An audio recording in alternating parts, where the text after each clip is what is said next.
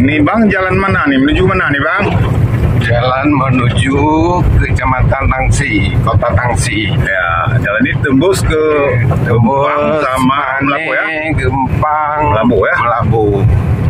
Cuma kondisinya masih seperti itulah.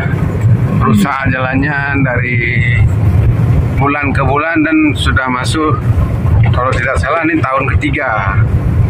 Ya wajar memang, karena ada pembangunan pasti ada resiko dari sebuah pembangunan, itu kerusakan jalan. Cuman ya mungkin penanganannya, antisipasinya yang mungkin kurang cepat ya.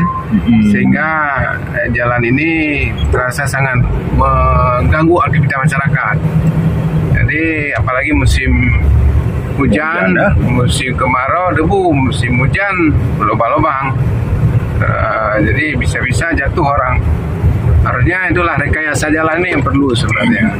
Dalam teori pembangunan itu ada namanya rekayasa jalan untuk pembangunan transportasi. Cuman mungkin ini penanganannya yang terlambat.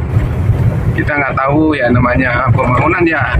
Harusnya perlu sebuah kebijakan atau terobosan yang ini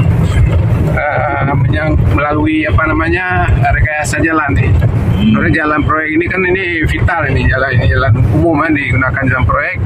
Harusnya jalan ini disiapkan apa di pinggirnya atau memang langsung ketika rusak langsung ditangani. Ini oke.